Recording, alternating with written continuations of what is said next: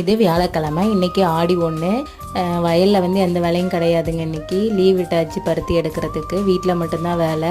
வயலில் கூட வேலை முடிஞ்சிட மாட்டேங்குது. வீட்டில் பண்ண வேலை பண்ணிக்கிட்டே தாங்க இருந்தேன். அன்றைக்கி வந்து காலையில் அவங்களுக்கு ஸ்கூலுக்கு பசங்களுக்கு சமைச்சு கொடுத்து அனுப்பிட்டு, அதுக்கப்புறம் மட்டனு குடல் செஞ்சு நாங்கள் சாப்பிட்டுட்டு ஒரு 1 ஹவர் ரெஸ்ட் எடுத்துகிட்டு, அதுக்கப்புறம் தேங்காய் சுடுறதுக்காக எல்லாம் ரெடி பண்ணலான்ட்டு அந்த அழிஞ்ச கோலில் தான் வந்து இந்த தேங்காய் வந்து சுடுவாங்க. எல்லாம் குச்சி எல்லாம் ரெடி பண்ணியாச்சு. ஹஸ்பண்ட் வந்து ஃபஸ்ட்டு ரெஸ்ட் எடு, எதுக்கு இதெல்லாம் செஞ்சுக்கிட்டு தேவையில்லாத அப்படின்னு சொன்னார்.